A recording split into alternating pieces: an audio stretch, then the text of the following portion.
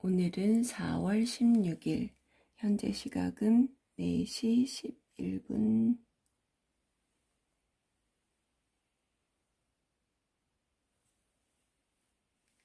호흡을 하고 5시부터 읽겠습니다.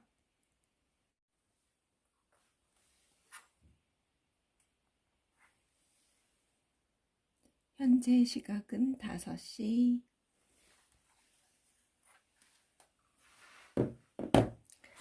오늘은 카롤로 로벨리의 시간은 흐르지 않는다 와 데일 카네기의 인간관계론을 읽겠습니다.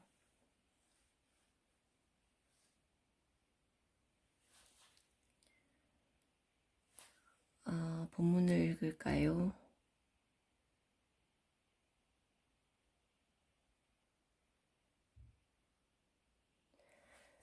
제1부 시간 파헤치기.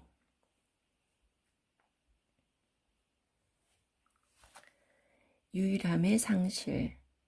사랑의 춤이 이 영롱한 밤들의 달빛에 빛나는 다정하디 다정한 소녀들을 엮고 있다. 시간 늦추기. 간단한 것부터 시작해보자. 시간은 산에서 더 빨리, 평지에서는 더 느리게 흐른다. 아주 작은 차이지만 인터넷으로 1000유로에 살 수 있는 정밀한 시계로 측정이 가능하다. 조금만 훈련하면 누구든 시간이 느려지는 현상을 확인할 수 있다. 전문 실험용 시계가 있으면 몇 센티미터만 낮아져도 시간이 지연되는 현상을 관찰할 수 있다. 예를 들어 시계는 탁자 위에 놓았을 때보다 바닥에 두었을 때 솜털만큼 더 느리다. 시계만 느리게 가는 게 아니다. 아래쪽에서는 모든 과정이 더 느리다. 나이가 같은 두 친구가 있는데 한 명은 평지에 살고 다른 한 명은 산에 산다고 해보자. 수년이 지난 두 사람이 만나면 평지에서 산 친구는 살아온 시간이 더 짧아서 덜 늙어 있다. 이 친구의 집에 걸린 뻐꾸기 시계는 덜 진동했고 볼일을 볼 시간도 적었으며 집에서 기르는 식물도 덜 자랐다.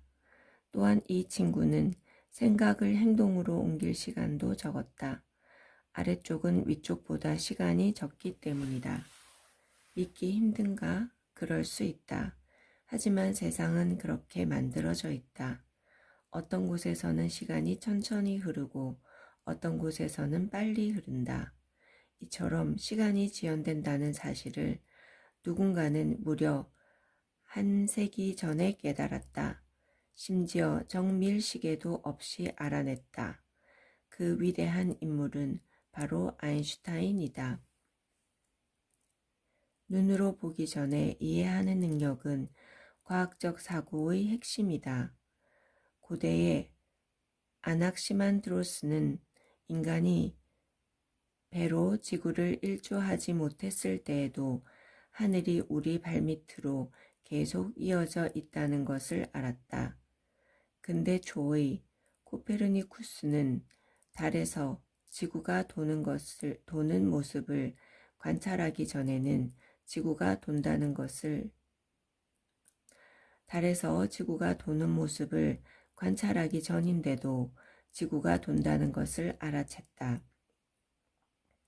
아인슈타인도 시계가 미세한 시간의 차이를 측정할 정도로 정확해지기 전에 시간이 균일하게 흐르지 않는다는 것을 알았다.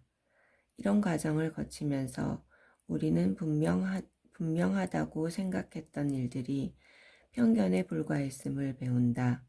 하늘은 분명 위에 있다. 아래에 있다면 지구는 아래로 떨어질 것이다. 지구는 분명 움직이지 않는다.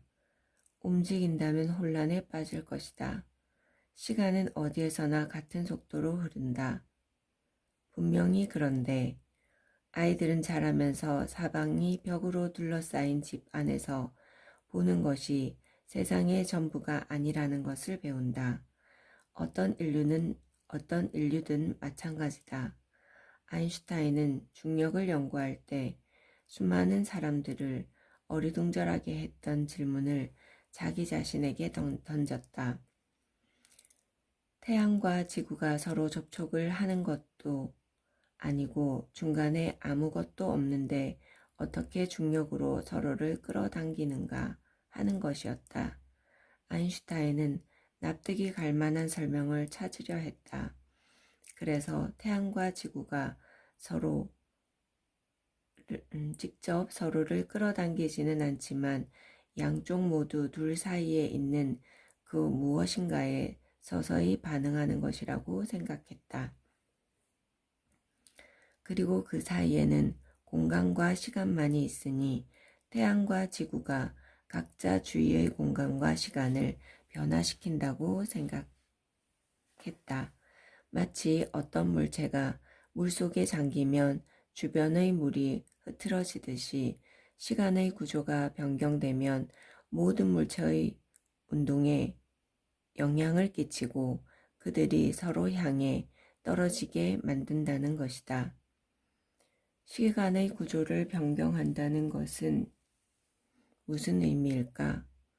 앞에서 설명한 시간의 지연을 뜻한다.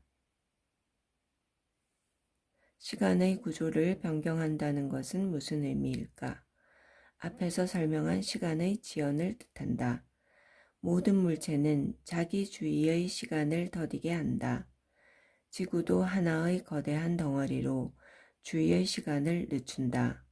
평지에서 시간이 더 많이 지연되고 산에서 덜 지연되는 산이 지구의 덜 지연되는 이유는 산이 지구의 중심과 좀 더 멀리 떨어져 있기 때문이다.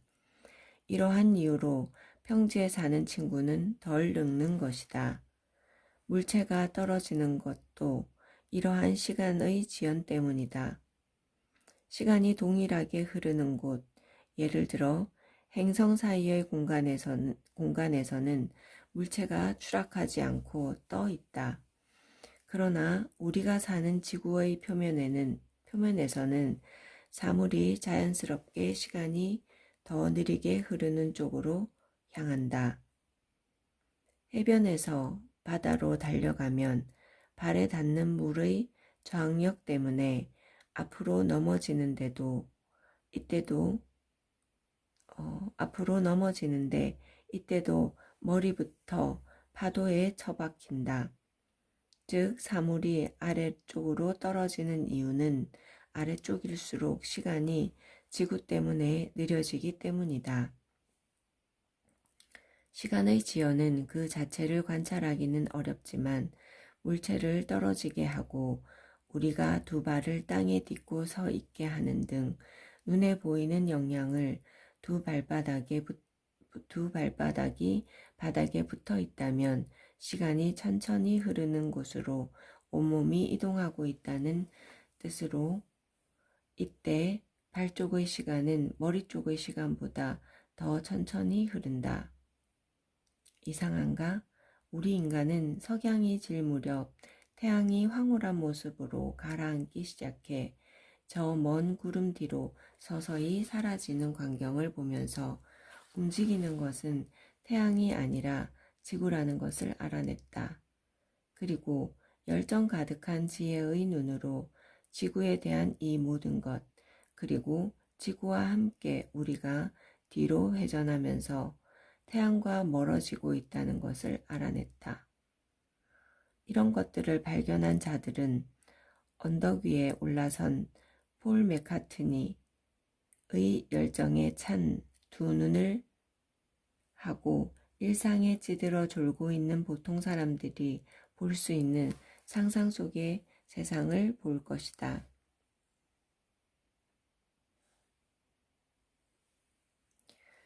춤추는 만명의 여신. 나는 26세기 전에 지구가 그 어떤 것에도 의지하지 않은 채 우주 공간을 떠다닌다는 사실을 알아낸 그리스 학자 아낙시만드로스에게 특별한 애정을 느낀다.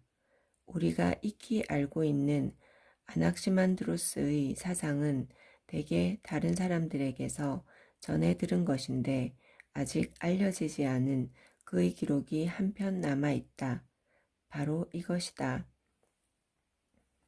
사물은 필요에 따라 이것에서 저것으로 변화하고 그것들은 시간의 순서에 따라 정당화된다. 시간의 순서에 따라 자연과학이 등장하는 초기의 중대한 순간에 시간의 순서에 호소라는 신비로움에 휩싸인 애매한 표현만이 남아있다. 천문학과 물리학, 시간의 순서에 따라 일어나는 현상들을 이해하라는 아낙시만드로스의 지침을 바탕으로 성장했다. 고대 천문학은 시간 속에서의 별들의 움직임에 대해 설명했다. 물리학 방정식들은 사물이 시간 속에서 어떻게 바뀌는지를 설명한다. 역학의 기초인 뉴턴의 방정식에서 전자기 현상을 설명하는 맥스웰의 방정식, 양자 현상의 진행 과정을 설명하는 슈레딩거의 방정식, 소립자의 역학을 설명하는 양자장론에 이르기까지 모든 물리학이 시간의 순서에 따라 사물이 어떻게 진화하는지를 연구하는 과학이다. 고대의 규칙에 따라 이 시간을 문자 t로 표시한다. t는 무엇을 가리킬까? 우리가 시계를 가지고 측정하는 숫자를 가리킨다. 방정식들은 시계로 측정되는 시간이 조금씩 흐르면서 사물이 어떻게 변하는지 설명해 준다. 하지만 앞에서 본 것처럼 여러 다른 시계가 다른 시간을 가리킨다면 t는 그중 무엇을 가리킬까? 상과 평지에서 각각 몇 년 동안 살았던 두 친구가 다시 만났을 때 이들이 손목에 찬 시계는 서로 다른 시간을 가리킨다. 이때 둘 중의 어떤 시간이 t일까? 물리학 실험실의 시계들도 하나는 탁자 위에 또 하나는 바닥에 두면 시간이 흐르는 속도가 다르다. 이 두 시계의 위상 차이를 어떻게 설명할 수 있을까? 탁자에서 측정한 시간이 진짜 시간이고 그에 비해 바닥에 있는 시계의 시간은 느리다고 해야 할까? 아니면 탁자 위의 시계가 바닥에서 측정한 진짜 시간보다 더 빠르다고 해야 할까? 이 질문은 의미가 없다. 마치 영국 화폐 스털링의 가치가 달러보다 더 정확한지 아니면 달러의 가치가 스털링보다 더 정확한지 묻는 것과 같다. 정확한 가치란 없다. 두 화폐는 서로 상대에게 비교되는 가치를 지닐 뿐이다. 마찬가지로 더 진짜에 가까운 시간도 없다. 서로에 대해 상대적으로 변화하는 시간들 뿐이다. 둘 중 다른 시간에 비해 더 진짜에 가까운 시간은 없다. 두 개의 시간만 있는 것이 아니라 거의 군단을 이룰 정도로 많은 시간이 존재한다. 공간 속의 모든 지점마다 다른 시간이 적용되기 때문이다. 특별한 시계가 특별한 현상 속에서 특정한 시간을 물리학에서는 고유 시간이라고 부른다. 모든 시계에는 각자의 고유 시간이 있다. 세상에서 일어나는 모든 현상에도 고유 시간, 고유의 리듬이 있다. 아인슈타인은 고유 시간들이 어떻게 서로에 대해 상대적으로 발전하는지를 설명하는 방정식을 가르쳐 줬다. 그리고 두 시간의 차를 구하는 방법도 가르쳐 줬다. 유일하다고 생각한 시간이라는 양은 시간들의 거미줄 속에서 상산조각이 났다. 이 책에서는 세상이 시간 속에서 어떻게 진화하는지를 설명하지는 않을 것이다. 대신 여러 지역의 시간 속에서 사물이 어떻게 진화하는지와 여러 시간이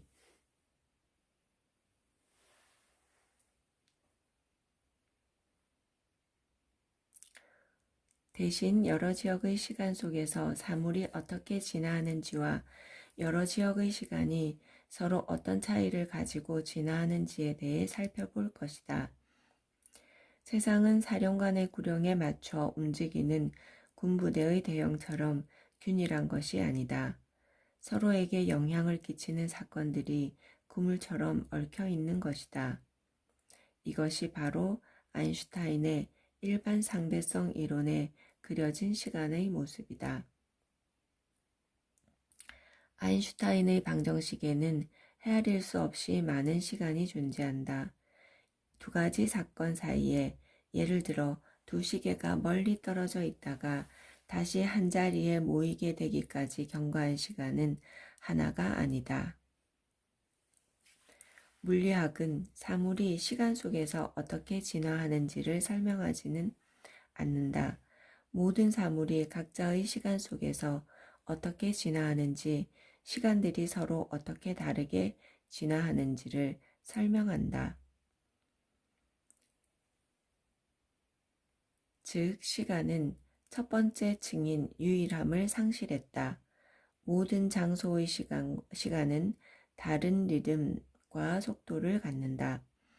다양한 리듬의 춤 속에서 세계의 사건들이 얽힌다. 세상이 춤추는 생명의 여신으로부터 지배를 받는다면 최소한 10,000명의 여신이 있어야 할 테고 그 여신들의 춤은 마티스의 그림처럼 거대한 군무로 펼쳐질 것이다.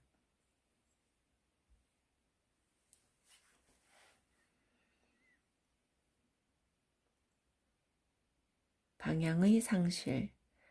오르페우스가 더 다정하게 나무들이 감동하기까지 할 정도였다면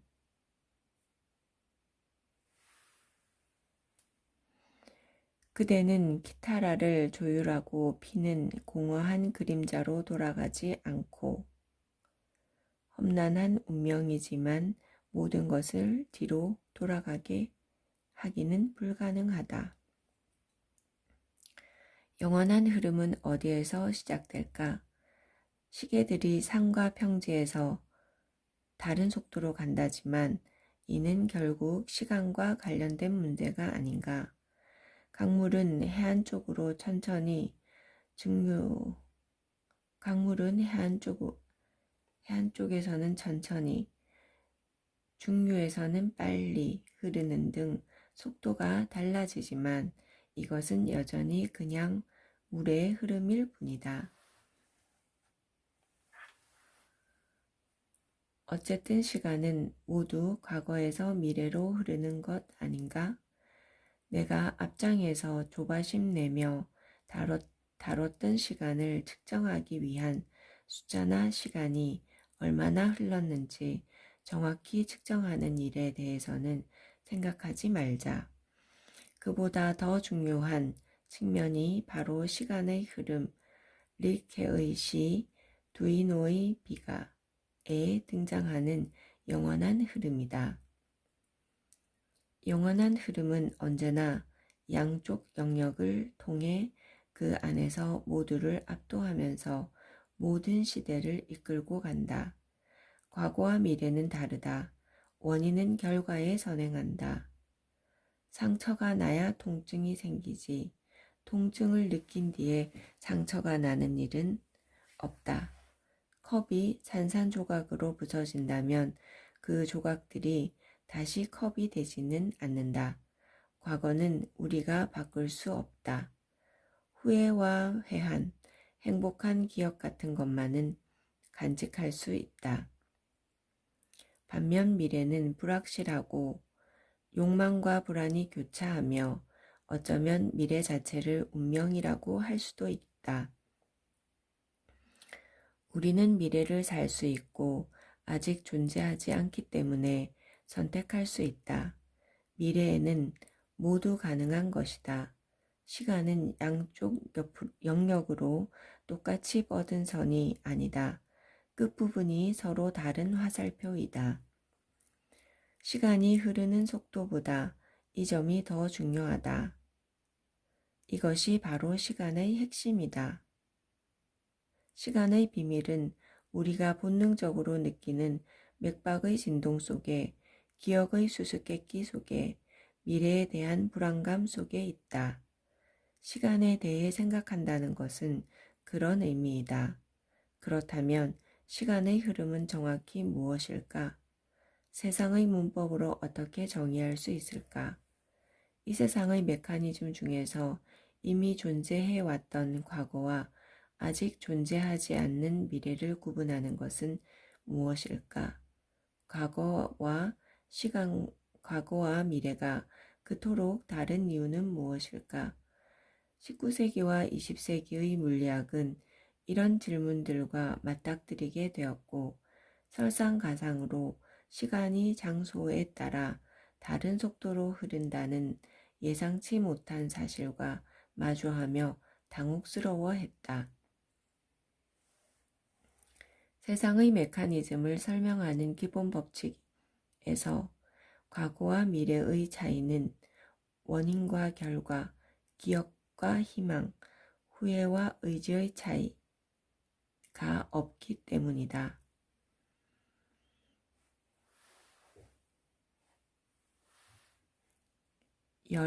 모든 것은 한 시역 사건 때문에 시작되었다. 1793년 1월 16일 파리의 국민공회는 루이 16세에게 사형 선고를 했다. 현재의 질서를 받아들이지 않는 반란은 아마도 과학의 가장 깊은 뿌리 중 하나일 것이다. 이 치명적인 결정에 참여한 인물 중에는 로베스피에르의 친구인 라자르 카르노도 있었다. 카르노는 페르시아의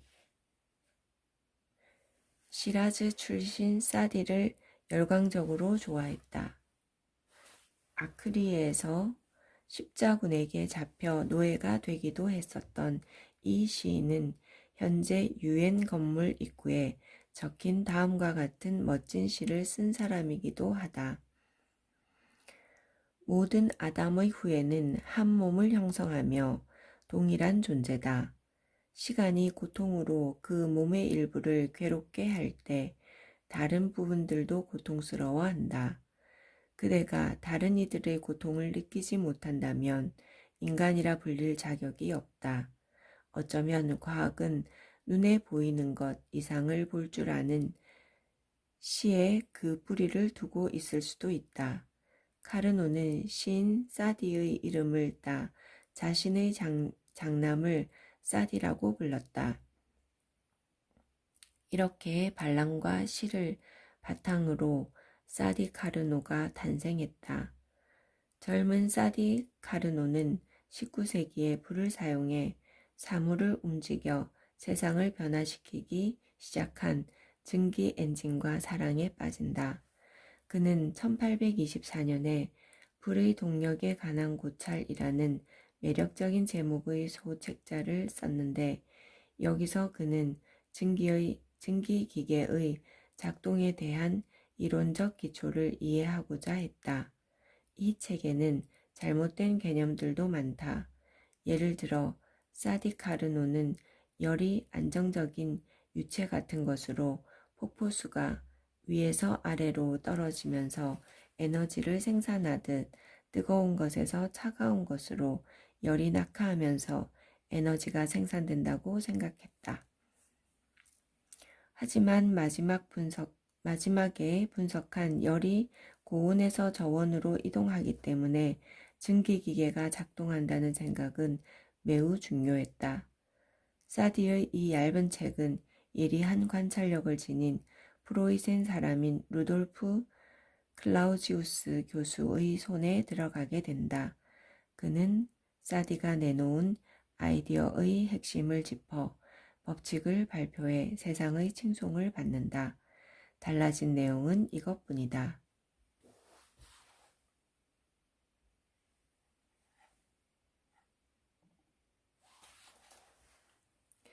열은 차가운 물체에서 뜨거운 물체로 이동할 수 있다. 여기서 핵심은 이 열의 특징과 낙하하는 물체와의 차이점이다. 공을 예로 들면 공은 낙하하기도 하지만 반동으로 원래의 자리로 되돌아갈 수 있다. 하지만 열은 그럴 수 없다.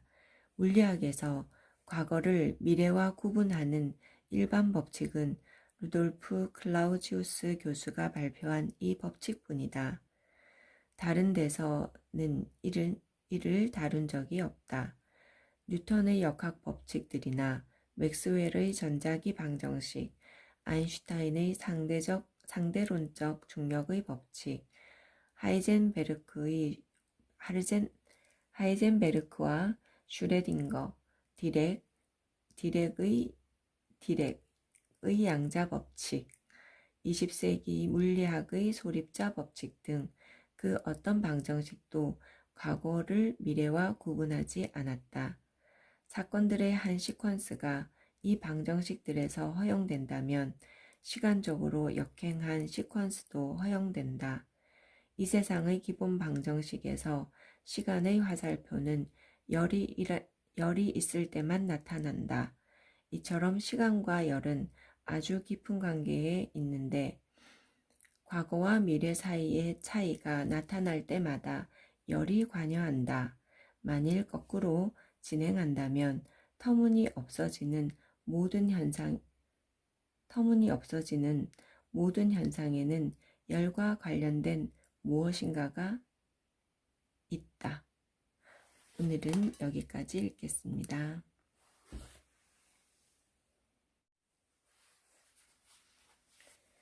데일 카네기의 인간관계론.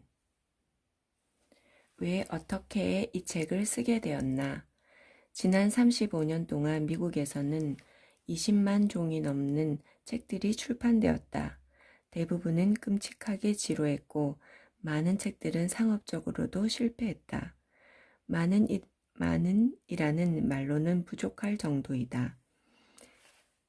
규모로 보자면 전 세계에서 1, 2위를 다투는 한 출판사 사장은 75년간 책을 펴냈지만 지금도 8권을 내면 7권은 손해를 보고 있다고 내 앞에서 고백한 적이 있다. 그렇다면 여기에 또 하나의 책을 더하는 게 무모한 노릇은 아닐까? 그리고 내가 쓴 책을 여러분들이 왜 굳이 읽어야 할까? 둘 다 좋은 질문이다. 지금부터 이 질문들에 대답해 보려 한다. 나는 1912년부터 뉴욕의 한 직장인과 전문 종사자들을 대상으로 교육과정을 개설해 왔다. 처음에는 그저 사람들 앞에서 말하는 방법을 가르치는 과정이었다. 과정의 목표는 실제 경험을 통해 성인들을 가르쳐서 비즈니스 인터뷰나 여러 사람들 앞에서 말할 때 즉석에서 말할 내용을 생각해내고 좀 더 명료하고 효과적이며 침착하게 그 생각들을 표현할 수 있게 만들어 보려는 것이었다. 하지만 과정이 반복될수록 조금씩 나는 이 성인들에게 효과적인 말하기 훈련만큼이나 절실하게 필요한 것이 있다는 사실을 깨닫게 되었다. 바로 일상에서 업무적 그리고 사회적으로 교류할 때 다른 사람들과 잘 지내는 방법을 가르치는 교육이었다. 또한 나 자신도 이러한 훈련이 필요하다는 사실도 깨닫게 되었다. 과거를 돌이켜보며 내 자신이 얼마나 그러한 능력과 이해력이 없었나를 생각하면 오싹할 지경이다. 이 책과 같은 책이 20년 전에 내 손에 들려 있었더라면 얼마나 좋았을까. 정말 가치를 헤아릴 수 없는 은혜로운 책이었을 텐데 말이다. 사람을 다루는 일이야말로 당신이 마주하는 가장 중요한 일일 것이다. 특히 당신이 경영자라면 더욱 그렇다. 하지만 여러분이 가정주부라도 건축가라도 언제 엔지니어라도 마찬가지다. 몇 년 전 카네기 재단은 교사 발전 프로그램을 후원한 적이 있는데 이 프로그램에서 했던 연구는 가장 중요하고도 의미심장한 사실을 발견했다. 그리고 이후 카네기 공과대학에서 행했던 추가 연구들도 이 사실이 옳다고 확인해 주었다. 이 연구들에 따르면 심지어 공학과 과학기술 분야에서도 기술적 지식은 금전적인 성공의 15% 정도밖에 기여하지 않는다고 한다. 나머지 85%는 인간관계에 관련된 능력, 다시 말해 그 사람의 성격이나 다른 사람을 이끄는 능력이었다. 수년에 걸쳐 나는 필라델피아의 엔지니스 클럽과 미국 전기기술사 협회 뉴욕 지부에서 강좌를 개설했다. 아마 1,500명 이상의 엔지니어들이 나의 수업을 들었을 것이다. 그들이 내 강의를 들었던 이유는 그들 스스로 오랜 관찰과 경험 끝에 공학 분야에 가장 뛰어난 지식을 가지고 있는 사람이라고 해서 반드시 그 분야에서 최고 소득을 올리는 것은 아니라는 사실을 깨달았기 때문이다. 예를 들어 공학, 회계, 건축 그리고 그 밖의 여러 다른 전문직에서 주당 $20에서 $50만 지불하면 뛰어난 사람들을 고용할 수 있다. 시장은 그런 사람들로 넘쳐난다. 하지만 이러한 기술적 지식에 더하여 자신의 생각을 표현하려는 능력, 리더가 되는 능력, 직원들에게 열정을 불러일으킬 수 있는 능력을 가진 사람들은 그만큼 더 많은 수익을 올릴 능력을 갖게 되기 마련이다.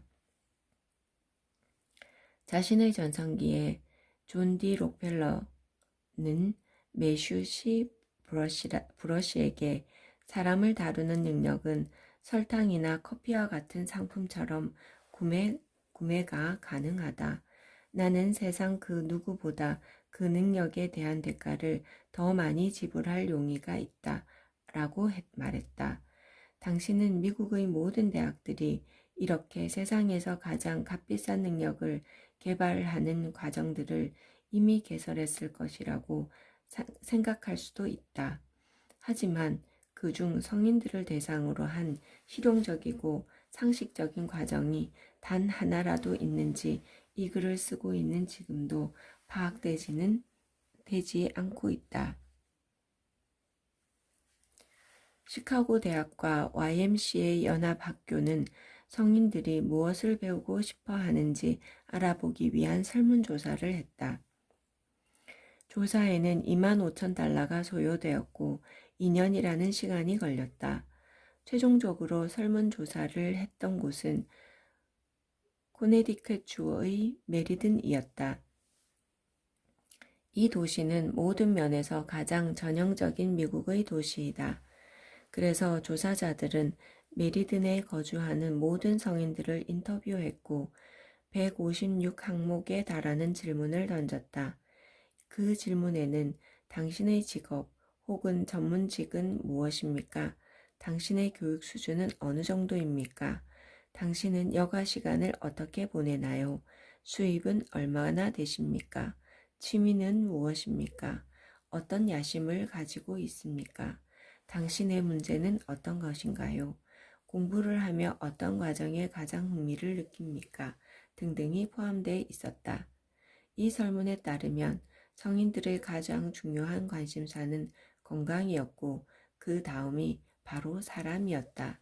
어떻게 다른 사람을 이해하고 그들과 사이좋게 지낼 것인가? 어떻게 다른 사람으로 하여금 당신을 좋아하게 만들 수 있을까? 다른 사람을 어떻게 당신 생각에 동의하게 만들 수 있을까? 등등이 주요 관심사였다. 이 설문조사를 했던 위원회는 조사 결과를 보고 메리든에서 설문에 응했던 사람들이 원했던 바로 그 강좌를 열기로 결정했다. 이들은 이 주제를 다루고 있는 실용적인 교과서를 부지런히 찾아보았지만 결국 한 권도 찾지 못했다. 하는 수 없이 이들은 성인 교육 분야에서 세계적인 권위자 중 한 사람에게 찾아가 이들의 욕구를 충족시켜주는 책을 한 권이라도 알고 있느냐고 물었다. 아니요, 그는 대답했다. 나는 성인들이 무엇을 원하는지 알고 있지요. 하지만 그들이 필요로 하는 책을 쓴 사람은 아직 없어요.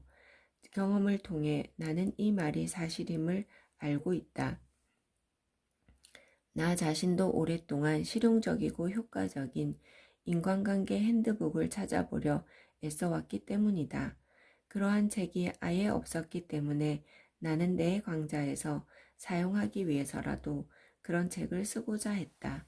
이제 그 책이 여기에 있다. 여러분들 마음에 들었으면 한다. 책을 준비하면서 이 책의 주제와 관련된 모든 것을 읽어보았다. 도로시 딕스, 가정법원의 기록, 페어런츠 매거진, 오버스트릿 교수, 알프레드 아들러, 윌리엄 제임스 등 다양한 글들이었다. 거기에 더해 숙련된 연구원을 고용하여 1년 만에 걸쳐 여러 도서관에서 혹시 내가 놓쳤을 수도 있는 모든 것을 찾아보게 했다. 복잡하고 두꺼운 심리학 책을 힘겹게 한 줄 한 줄 읽어 나갔다. 수백 편에 달하는 잡지의 기사들을 뚫어질 정도로 꼼꼼히 읽기도 하고 수도 없이 많은 전기들을 뒤지며 모든 시대의 위대한 리더들이 사람들을 다룬 방식을 알아내려 애썼다. 우리는 모든 시대에 걸친 위인들의 전기를 읽었다. 율리우스 카이사르에서 토머스 에디슨에 이르는 모든 위대한 지도자들의 삶에 대해 읽었다. 시어도어 루즈벨트 한 사람에 대한 전기만도 100종이 넘었지만 그 모든 것을 읽었던 것도 기억한다. 우리는 시간과 비용을 아끼지 않고 모든 시대에 걸쳐 친구를 만들고 사람을 설득하는 실용적인 아이디어들을 빠짐없이 찾아내려고 했다. 수십 명에 달하는 성공한 사람들을 개인적으로 인터뷰하기도 했다. 그 중에는 발명가 마르코니, 정치가 프랭클린 D. 루즈벨트, 사업가 오원 D. 영, 영화배우 클라크 게이블과 메리 픽포드, 탐험가 마틴 존슨과 같이 세계적으로 유명한 사람들도 있었다. 인터뷰를 통해 이들이 인간관계에서 사용하는 방법들을 알아내려 했다. 이 모든 자료를 가지고 나는 짧은 이야기를 준비했다. 그리고 그 이야기를 친구를 만들고 사람을 설득하는 법이라고 이름 붙였다. 나는 짧은이라고 말했다. 하지만 처음에 짧았던 이 이야기는 얼마 안 가 1시간 하고도 30분이 걸리는 강연으로 확장되었다. 이 강연을 바탕으로 수년간에 걸쳐 뉴욕의 카네기 연구소에서 성인들을 대상으로 매 시즌 강좌를 개설했다. 나는 강좌를 듣는 사람들에게 업무적 그리고 사회적으로 사람들과 접할 때 이 원리를 실험해보고 그들이 겪었던 일과 성취한 결과에 대해 강의실에서 들려달라고 주문했다. 흥미로운 숙제였다. 자기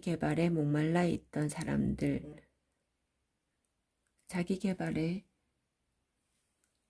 목말라 있던 사람들은 새로운 종류의 실험실에서 일하고 있다는 생각에 흡족해했다. 최초이자 유일한 성인을 위한 인간관계 실험실 말이다.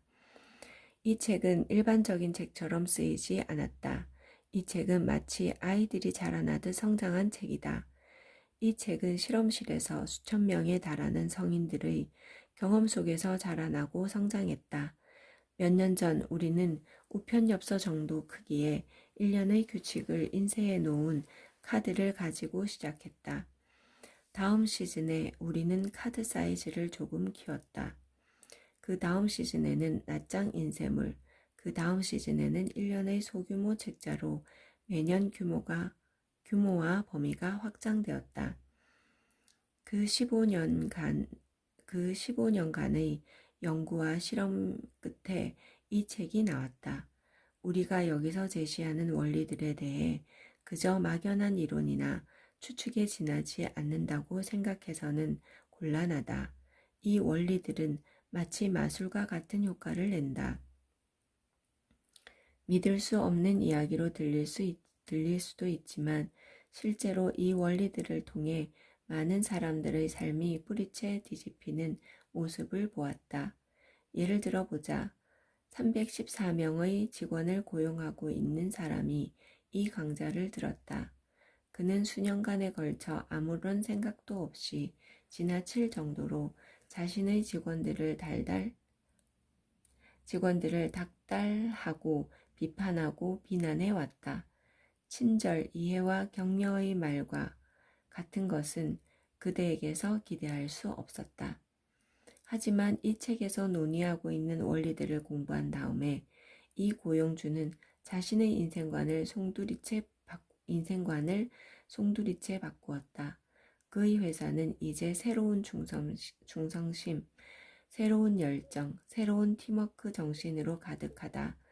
314명의 적은 314명의 친구가 314명의 적은 314명의 친구가 되었다. 그는 강의실 앞에서 자부심에 가득 차 말했다. 예전에는 회사를 가로질러 가면 아무도 아는 척을 안 했어요. 직원들은 내가 다가오는 걸 보면 짐짓 다른 곳을 보는 양 했죠. 하지만 이젠 모두가 내 친구가 됐어요. 심지어 수희도 내 이름을 친근하게 부르죠. 이 사람은 예전보다 훨씬 더 많은 수익을 올리고 더 많은 여가를 즐기고 있다. 그리고 무엇보다도 자신의 일과 가정에서 훨씬 더 많은 행복을 느끼고 있다. 이 원리들을 이용하면 판매고가 솟구치고 있는 세일즈맨은 그 수를 헤아릴 수 없을 정도로 많다. 그 전까지는 아무리 빌어도 요지부동이었던 거래가 이 원리들을 적용하면서 이루어지는 경우가 많았다. 경영자들의 권위는 임금과 함께 치솟았다. 지난 시즌 강의를 들었던 한 경영자는 이 원리를 적용했던 덕분에 연봉이 $5,000나 올랐다고 이야기했다. 필라델피아 가스윅스사의 한 경영자는 직원들을 능수능란하게 다루지 못하고 지나치게 공격적인 태도를 가지고 있다는 이유로 나이 65세에 좌천대상이 되었다. 하지만 내가 진행했던 과정을 수강하면서 그는 좌천 위기에서 벗어날 뿐더러 오히려 더 많은 임금을 보장받으며 승진을 할 수 있었다. 과정이 끝날 때마다 여는 연회에 참석했던 아내들은 남편이 이 교육 과정을 수강한 이후에 전에 비해 훨씬 더 행복해졌다고 내게 수도 없이 말해주었다. 사람들은 자신이 성취해낸 새로운 결과에 적지 않게 놀란다. 마치 마법처럼 느껴질 수도 있을 것이다. 몇몇 사람들은 열의에 가득 찬 나머지 주말에도 개의치 않고 내게 전화를 한다. 자신들이 이루어낸 성취를 수업 시간에 보고하기에는 월요일까지 남은 48시간을 더 기다릴 수 없었던 것이다. 지난 시즌에는 이 원리에 대한 강의를 듣고 흥분한 상태에서 수업을 듣는 동료들과 밤늦게까지 토론한 사람도 있었다. 새벽 3시가 되자 다른 사람들은 모두 집에 돌아갔다. 하지만 그는 자신이 저질렀던 실수들을 깨달아 충격을 받은 상태였고 자신 앞에 열린 새롭고 좀 더 풍요로운 세상에 대한 전망에 흥분하여 잠을 이룰 수 없었다. 그는 그는 그날 밤은 물론 다음 날, 그 다음 날도 잠을 이룰 수 없었다. 그는 누구였을까? 그저 새로운 이론이라면 신나서 얘기하는 세상 물정 모르고 교육이라곤 제대로 받지 못했던 사람이었을까? 아니다. 그런 사람과는 정말 거리가 먼 사람이었다. 그는 노련한 미술품 딜러로 교양과 학식이 풍부한 사람이었고 3개 국어를 유창하게 하고 유럽 대학에서 2개의 학위를 취득한 사람이었다. 이 장을 쓰는 동안 나는 독일의 한 유서 깊은 가문으로부터 편지를 받았다. 편지를 보낸 사람은 호헨촐레른가의 여러 세대에 걸쳐 장교로 봉사했던 귀족 가문의 후예였다. 대서양 횡단 여객선에서 쓴 편지는 내가 말한 원리들을 적용했던 사례에 대해 말하고 있었는데 거의 종교적이라고 할 만큼 열정으로 가득 차 있었다. 또 다른 예로는 나이 지긋한 뉴욕 사람이 있다. 그는 하버드 대학을 졸업하고 대규모 카펫 공장을 소유하고 있는 부자였다. 그는 사람들에게 영향을 미치는 기술에 대해 나와 함께 했던 14주 동안 4년에 걸쳐 배웠던 것보다 훨씬 많은 것을 배웠다고 말했다. 말도 안 된다고 웃긴다고 꿈 같은 이야기라고 물론 그럴 수 있다. 여러분은 내가 하는 말들을 아무 말이나 동원해 가면서 무시할 수도 있다. 하지만 나는 들었던 말을 어떤 주석도 붙이지 않고 그저 전달하고 있을 뿐이다. 보수적이면서 대단히 성공한 하버드 졸업생이 1933년 2월 23일 목요일 저녁에 뉴욕에 있는 예일 클럽에서 대략 600명 앞에서 했던 선언을 고스란히 전달하고 있을 뿐이다. 하버드 대학의 윌리엄 제임스 교수는 말했다. 우리가 성취할 수 있는 바에 비하면 우리는 겨우 반 정도만 깨어있을 따름이다. 우리는 우리가 가진 육체적,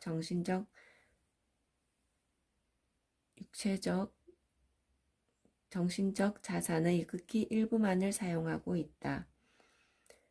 일반화해 보자면 인간 개개인은 자신의 한계에 훨씬 못 미치게 살고 있다. 인간들은 다양한 능력을 가지고 있지만 습관적으로 그 능력을 사용하지 않고 있다. 여러분들이 습관적으로 사용하지 않고 있는 능력, 이 책의 유일한 목적이 있다면 바로 여러분들이 그 잠재된 채 사용하지 않아 왔던 자산을 발견하고 개발하고 그로 인해 많은 이익을 얻게 만드는 것이다. 프린스턴 대학의 전 총장 존 G. 히븐은 말했다. 교육이야말로 삶에서 마주치는 다양한 상황에 대처할 수 있는 능력을 만들어줍니다. 혹시 당신이 이 책의 처음 3장을 읽고 난 다음에도 삶에서 마주하는 다양한 상황에 대처하는 능력이 조금이라도 길러지지 않는다면 적어도 당신에 한해서는 이 책은 전혀 쓸모가 없는 책이라고 나는 생각한다. 영국 사상가 허번트 스펜서가 말했듯이 교육의 가장 커다란 목적은 지식이 아니라 행동이기 때문이다. 이 책은 행동을 위한 책이다. 데일 카네기. 오늘은 여기까지 읽겠습니다.